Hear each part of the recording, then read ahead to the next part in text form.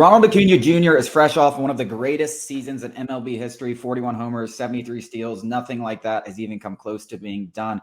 Obviously, he won the NL MVP. And there was a tweet from Braves historian comparing Hank Aaron and Ronald Acuña through their first, 5 years, 6 years, whatever. Hank leads in WAR, 30.1 to 25.9, but he's also played in 60 more games. Ronald has more homers. He has 168 more steals, a better OPB, a better on-base percentage, and a better OPS.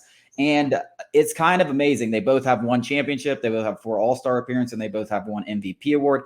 And when you think about Ronald and the fact that he dealt with a 2022 season where he played 119 games and he basically was a shell of himself. So imagine if he had been healthy for that entire season. I mean, I think he would be blowing Hank out of the water in a lot of these things. He's only had 2 fully healthy seasons. So I don't really think there's a doubt. And I believe it was Chipper Jones that said it sometime last year.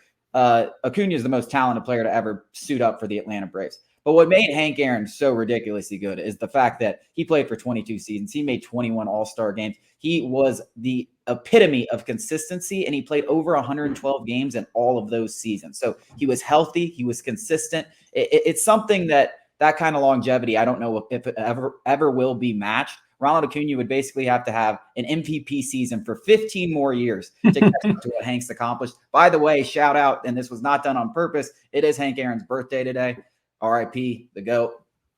But yeah, pretty incredible. Pretty interesting to think that Ronald might be the better player to this point in his career, but what he has to do to catch up to the career of Hank Aaron is just almost unfathomable. Yeah, it was Chipper Jones who said that. I was going to say the exact same thing. And I don't even think it's really an argument that, he is the most physically gifted player to ever put on an Atlanta Braves uniform.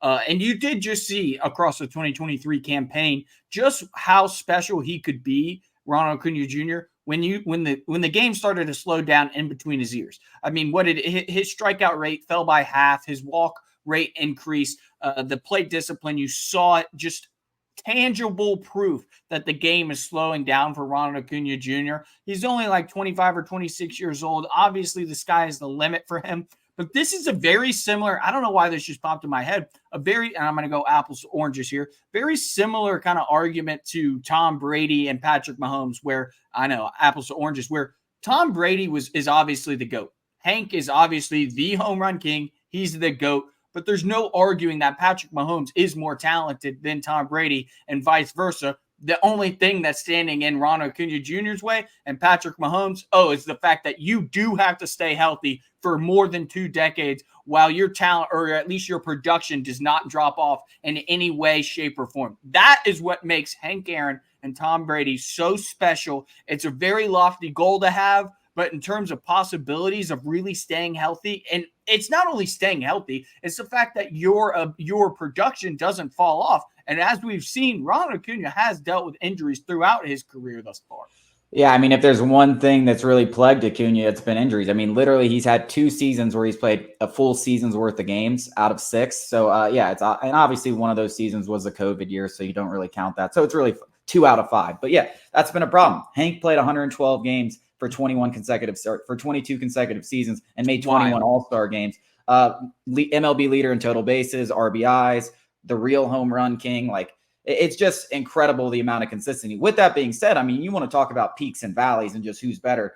I mean, Hank Aaron, all those accolades, he won 1 MVP. You could argue that Ronald Acuña should have 2. He doesn't go down in 2021. He would have 2 MVPs through his age 26 season. So when you talk about the peak of a baseball player, Ronald Acuña, I think clears him. But Ron Gant was on the show with us a few weeks ago, and he was talking about that 6th trait, that 6th tool, which is his mind. And he was talking about just even further than just the plate discipline and not striking out as much and taking his walks and stuff like that, is that he has started to bait pitchers into throwing pitches where he wants them and bait pitchers. And that's where he's taking his game to the next level. And I really think, he stays healthy. We're going to be talking about this guy. I mean, what were his Hall of Fame, his comps, his player comps, career comps on Fangraphs? It was Willie Mays and Frank Robinson. And we're talking about the top 10, 15, 20 players in MLB history. And that's his player comps, if he just continues down this path.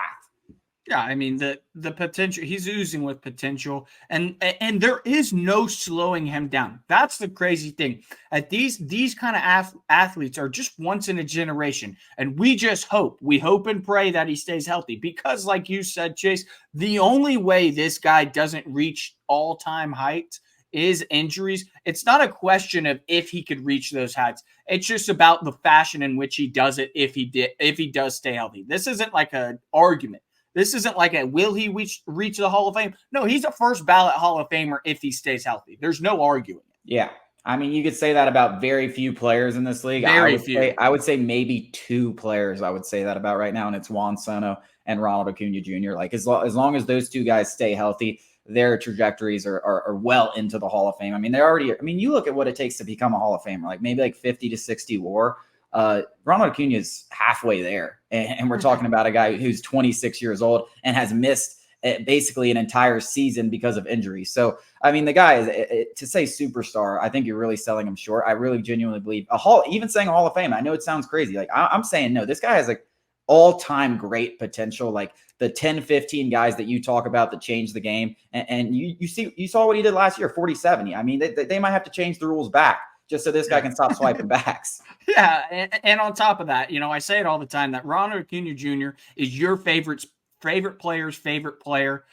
He's the guy that everybody on ballparks around in Little League, everybody wants to emulate Ronald Acuña Jr. They're Euro stepping across third base. They're thumping their chest. They want to be Ronald Acuña Jr. And it's the perfect time for me to add, it's the perfect time for the Braves to extend him and never let him play for another city outside of Atlanta. I'm right there with you. I hope he stays in Atlanta to the end of time, just like Hank did. Coming up after the break, we're going to get into Desmond Ridder. What will his role be for the Falcons in 2024, if there is one?